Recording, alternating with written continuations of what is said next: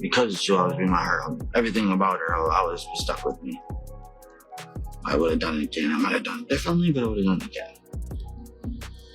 It seems the carefully constructed narrative of Gypsy Rose Blanchard is unraveling, thanks to leaked Facebook messages between Gypsy, her friend Alia, and a neighbor from the months leading up to her mother's death.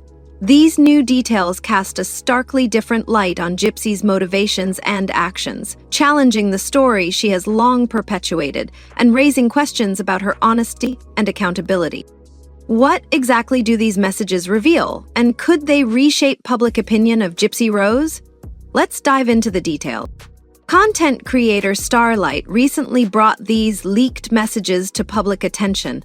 We have Facebook messages between Gypsy Rose and Aaliyah before the crime, and they are very telling. Let's talk about the girl who blew the lid off of the entire Gypsy Rose case.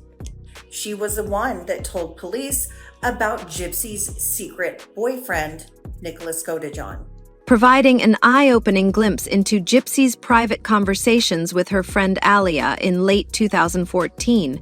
At the time, Gypsy was 23 years old, yet she falsely claimed to be only 18 in these exchanges.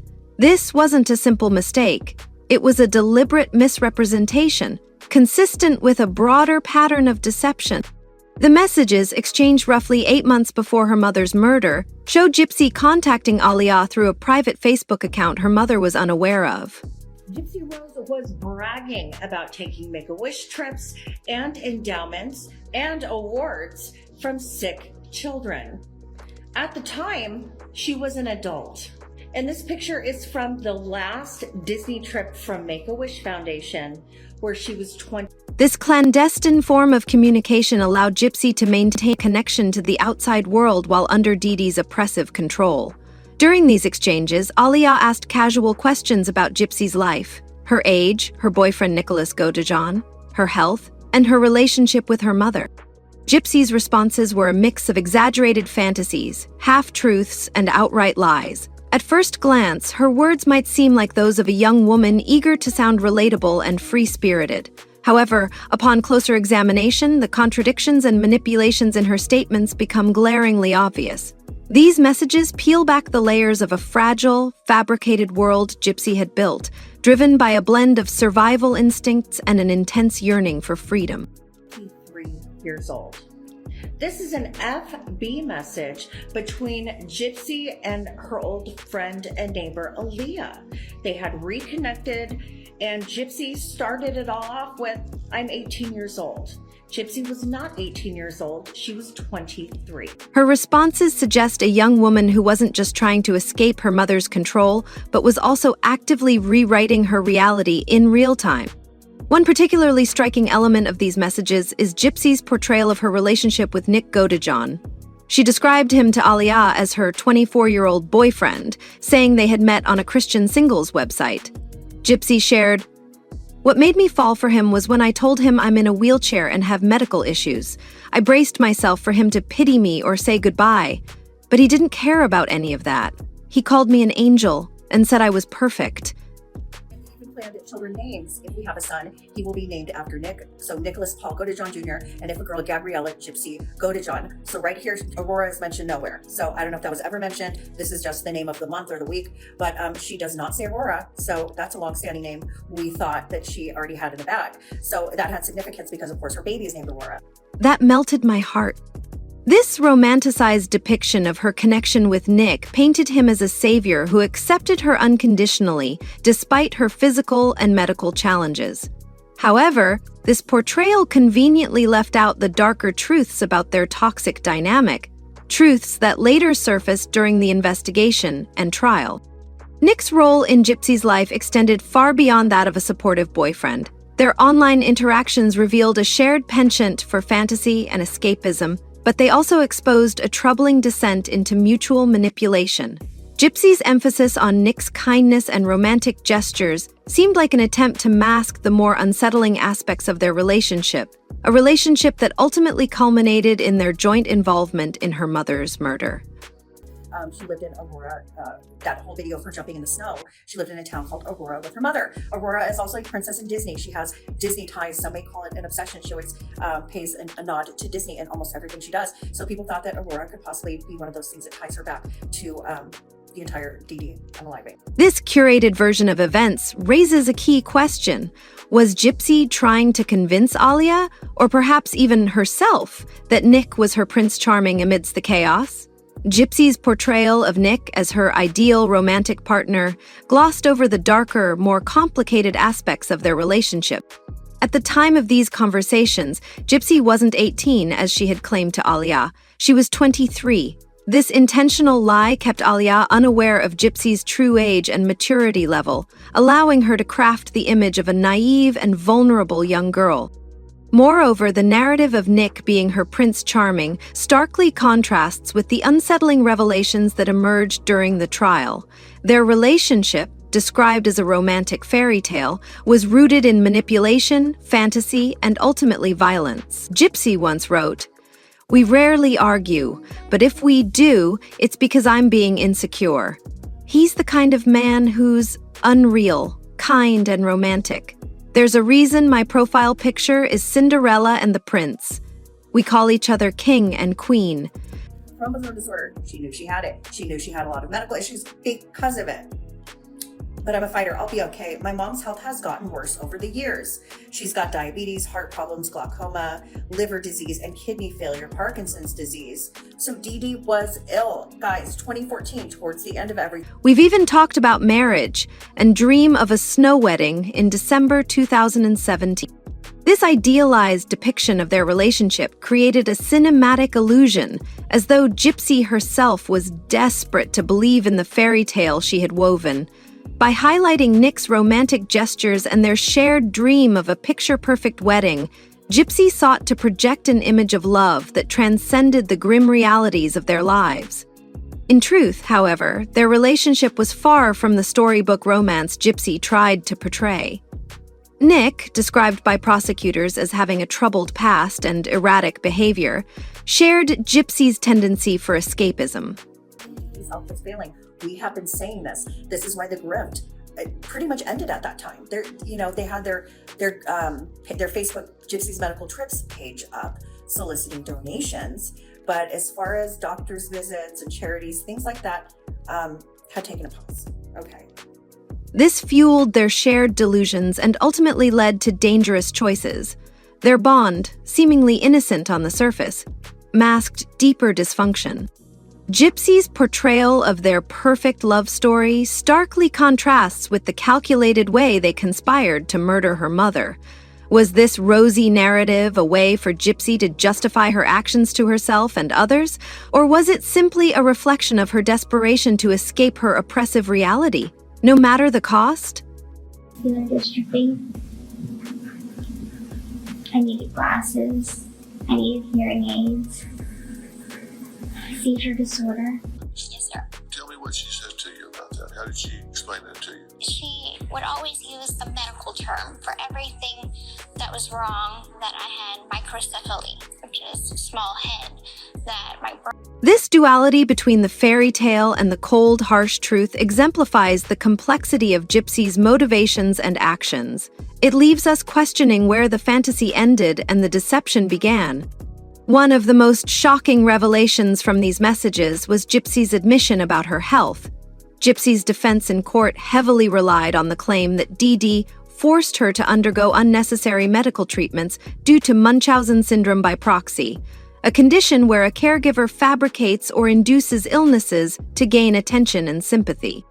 Yet, in her messages to Alia, Gypsy wrote, "Anyways, my health has been stable. They found out I have a chromosome deletion. That's why I have all these medical issues. But I'm a fighter. I'll be okay." This message was included with a bunch of messages to Aaliyah, her friend, but I thought it would be really important to specifically highlight this one. This was 8 months before Didi Blanchard's demise. This acknowledgement complicates the narrative Gypsy presented in court and to the public. If Gypsy was aware of a legitimate medical condition, a chromosome deletion that explained many of her health issues, It challenges her claims that Dee Dee's treatments were entirely unnecessary. This revelation raises troubling questions. Was Gypsy exaggerating or omitting key details to present herself as a victim of Dee Dee's alleged abuse? Did she knowingly manipulate this narrative to gain public sympathy or leniency in court? Gypsy's acknowledgement of her genetic condition highlights the duality of her story. On one hand, it showcases her resilience in enduring a lifetime of medical challenges. On the other, it casts doubt on whether she was as unaware of her health status as she claimed. Gypsy, then 23, acknowledges the medical procedures that she had undergone. By this time, most medical treatments had completely stopped. They would only go to the emergency room to have Gypsy. The leaked messages between Gypsy Rose Blanchard and her friend Aaliyah have unveiled a deeply intricate web of deception and desperation, challenging the narrative that Gypsy has long upheld. These revelations don't just complicate her story. They shatter it, forcing us to confront a reality far more layered than we once believed. Among the most striking details was Gypsy's description of her mother's failing health. "My mom's health has been getting worse over the years. She has diabetes, heart problems, glaucoma, liver disease, kidney failure, and Parkinson's." Feeding tube replaced. This highlights Dee Dee's numerous health conditions that led to frequent hospital visits via ambulance.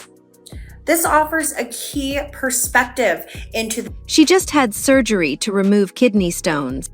This paints a picture of Dee Dee as a woman whose body was slowly breaking down, a stark contrast to the powerful, domineering figure many have come to associate with her. The long list of chronic illnesses implies that Dee Dee may have been physically limited in her final years, raising an unsettling question. Why would Gypsy resort to such an extreme solution when her mother's health was already in sharp decline? Gypsy herself once addressed this, candidly admitting during an interview, "I didn't want to wait for her to die naturally. That would have taken too long." the dynamic between Gypsy and Dee Dee and the complexity of everything that was going on. It also debunks the narrative of MVP. This is a case of medical malingering, which GRB was completely complicit in as an adult. And it's evidence like this that's coming out that further supports the real narrative of the. This chilling statement reveals a darker side of Gypsy's motivations. While her actions have often been framed as a desperate escape from a lifetime of alleged abuse, this admission introduces another layer, one of impatience and a desire for immediate freedom. It calls into question whether her actions were entirely reactive or if they were part of a broader, calculated plan.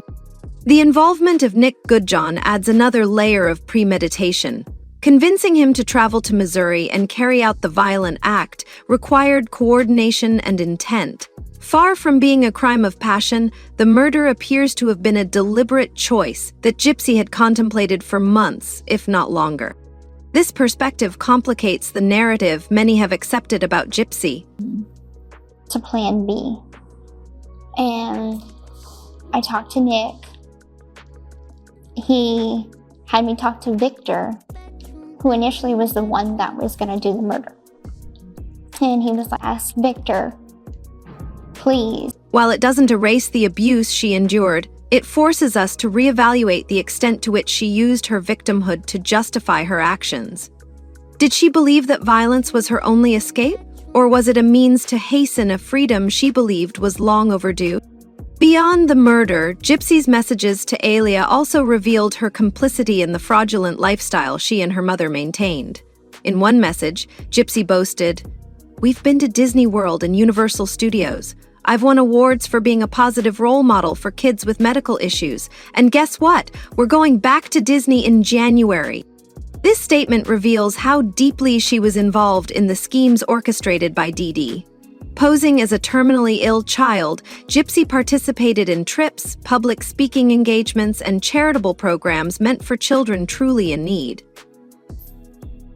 And I said, Victor, will you please come kill my mother for me? Because I can't do it myself. Was this on the phone or was this over text? This was over the computer. By adulthood, she was fully aware of the deception, yet continued to benefit from it, raising questions about her moral accountability. Even more revealing was Gypsy's apparent lack of remorse. Her messages conveyed pride in the opportunities she'd gained through these lies, demonstrating a willingness to sustain the charade for personal gain. This aspect of her story complicates her role as a victim, positioning her as both a participant and a benefactor of her mother's elaborate scams.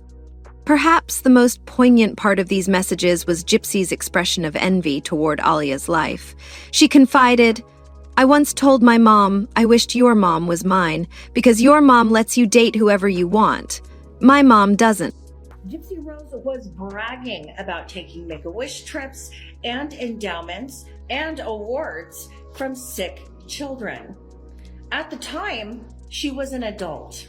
And this picture is from the last Disney trip. This simple statement speaks volumes about Gypsy's longing for autonomy. Her life under Dee Dee's control was marked by suffocating restrictions, while she watched others her age experience the freedom to make their own choices. This deep-seated envy likely fueled her desperation to break free at any cost. Gypsy's desire for independence wasn't just about escaping physical abuse. It was about reclaiming the emotional and social freedoms she had been denied for so long. Her mother wasn't just a source of oppression, she was the barrier between Gypsy and the life she desperately wanted. As these messages reveal, Gypsy's motivations were far more complex than they initially appeared. While her actions can be seen as a response to years of mistreatment, they were also driven by a longing for freedom, impatience, and a willingness to deceive. The story of Gypsy Rose Blanchard is not just one of victimhood, but also one of deeply flawed choices and their far-reaching consequences. From Make-A-Wish Foundation, where she was 23 years old. This is an FB message between Gypsy and her old friend and neighbor, Aaliyah. They had reconnected, and Gypsy started it all off with, "I'm 18 years old." Gypsy was not 18 years old, she was 23. This newly uncovered layer forces us to ask hard questions. How far was Gypsy willing to go for her freedom? And to what extent did she use her victimhood as a shield for her actions? These complexities make her story a moral labyrinth, leaving us to grapple with where the line between victim and perpetrator truly lies. The journey into adulthood often comes with milestones like dating, forming independent relationships, and breaking free from the influences of childhood. In Gypsy Rose Blanchard's case, these milestones became entangled with a dark, twisted narrative. Feeling dystrophy. I needed glasses. I needed hearing aids. Seizure disorder. Yes, sir. Tell me what she said to you about that. How did she explain that to you? She would always use the medical term for everything that was wrong, that I had microcephaly, which is small head, that my Her story, now under renewed scrutiny due to leaked messages, suggests a far more layered set of motives. A desperate yearning for freedom intertwined with a simmering resentment born from years of control and deprivation. As these revelations surface, they're sparking a significant shift in public opinion. Many are questioning whether Gypsy's punishment, a relatively short prison sentence followed by parole, adequately reflects her role in the carefully planned murder of her mother. The leaked messages cast a shadow over the narrative she presented in court, particularly the claim that she acted solely out of desperation as a victim of abuse. These messages expose a more complicated truth.